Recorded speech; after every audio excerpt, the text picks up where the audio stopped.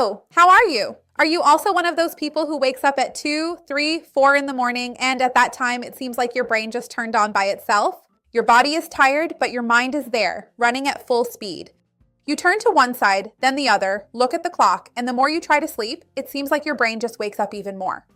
And the next day, there's that problem, right? Tiredness, irritability, more cravings for sugar, it gets harder to eat a balanced diet, you drink more coffee.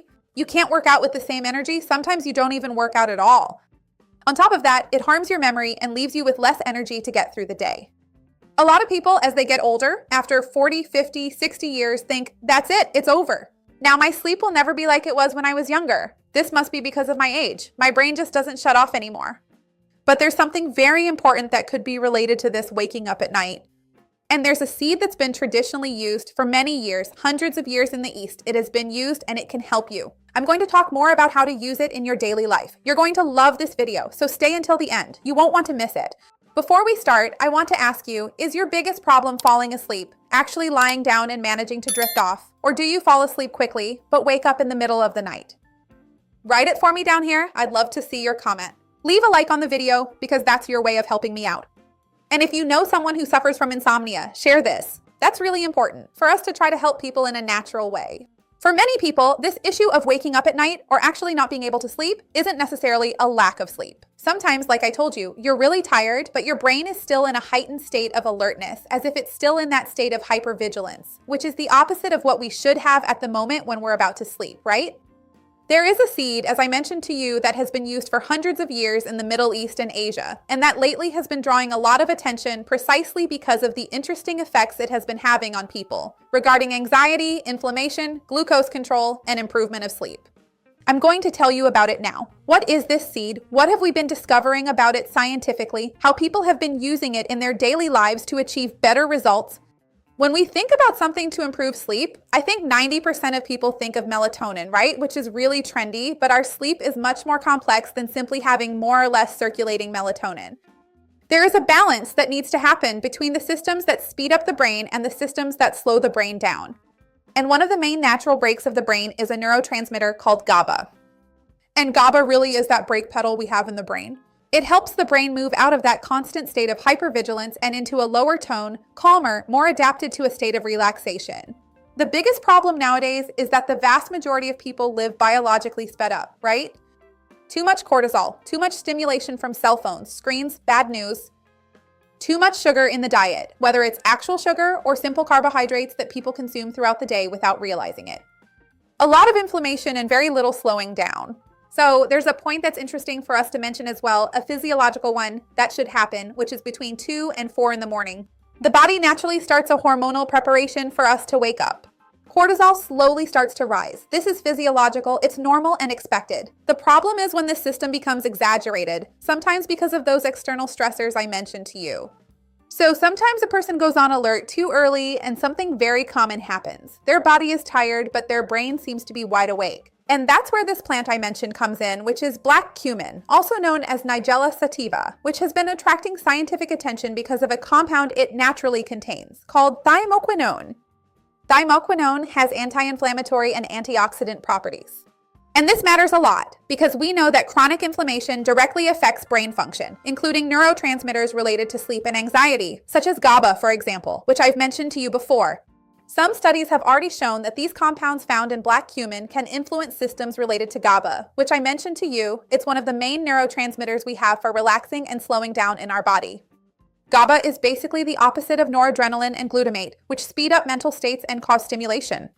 Mentally and neurologically, GABA reduces hyperactivity and allows us to enter a state more compatible with relaxation and sleep.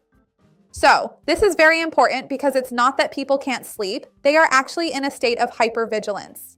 The body is tired, but the brain keeps functioning as if it needs to stay alert, as if the nervous system has trouble getting out of that alert mode. This may also be related to increased activation of the sympathetic nervous system. Scientists don't hypothesize that black cumin is a knockout drug or a sedative. The idea is more interesting than that. It seems to help the brain transition out of a state of excessive activation, alertness, constant vigilance. And this can make a significant difference for people who have that type of insomnia related to a racing mind, nighttime anxiety, frequent awakenings, and difficulty shutting off the brain at bedtime. In addition, black cumin has also attracted a lot of attention because of its effects on insulin resistance, metabolic inflammation, and glycemic control, that is, blood sugar control. And this is more related to our sleep than most people realize. Because the brain doesn't sleep in isolation, right? It remains connected to the rest of our body, obviously. And it constantly responds to these metabolic changes to the metabolic environment. So we know that people with greater insulin resistance often have more inflammation, more nighttime awakenings, more fatigue, more anxiety. They may have poorer sleep quality.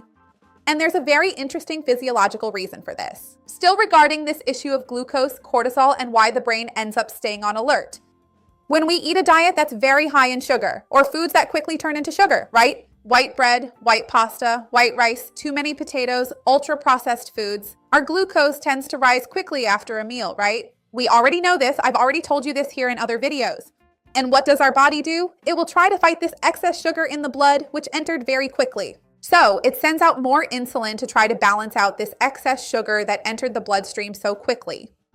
So there's a stage that usually comes next. It's when glucose drops. In some people, this drop can happen more intensely or more erratically during the night. And then the brain interprets this as an energy emergency situation. It thinks, where is the glucose I need to function? The brain is thinking that, right? So it starts to activate survival mechanisms, among them adrenaline, cortisol, and activation of the nervous system.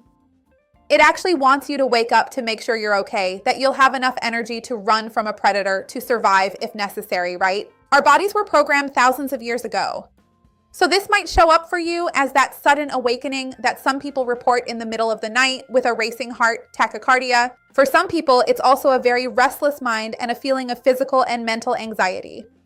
So many people say, my God, it's already 3 in the morning and I open my eyes, boom, and I can't get back to sleep, which could be related to glucose because of what I just explained to you. And it's very interesting for us to talk about this because some researchers have been investigating whether the compounds in black cumin could actually help with insulin sensitivity and metabolic markers related to glucose and inflammation. This doesn't mean it's going to be a treatment for diabetes, right? Nor is it a standalone solution.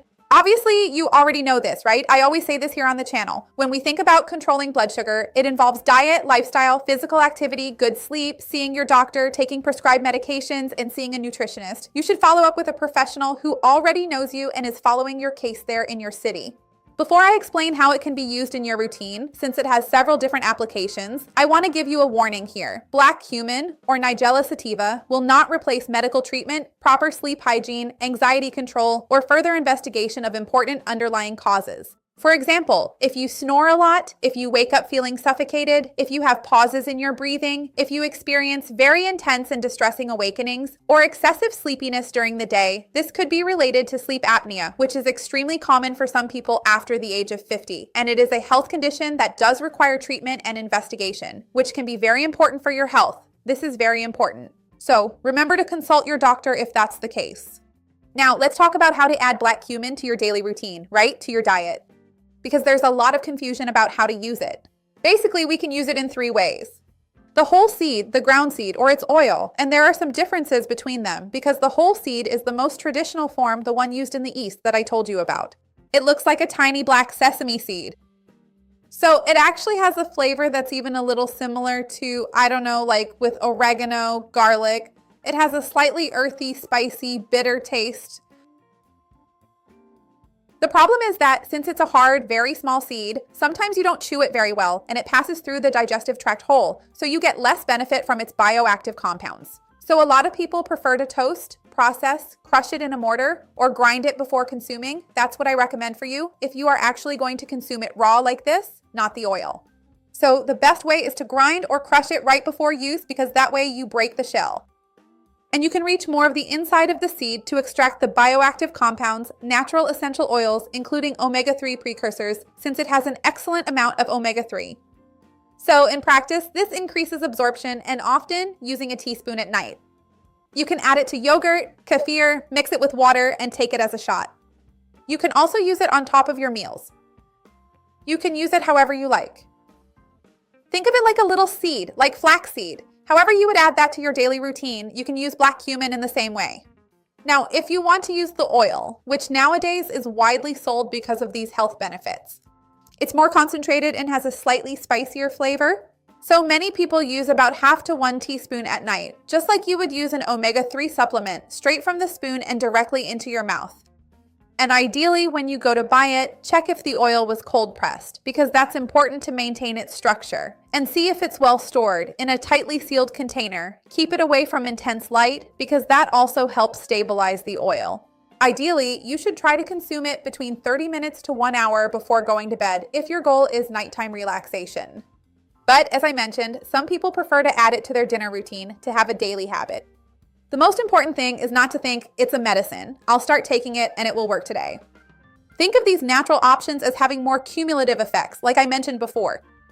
Even though it's natural, it's not completely inert in our bodies. Anything we ingest, even food, can cause some kind of interference with our health.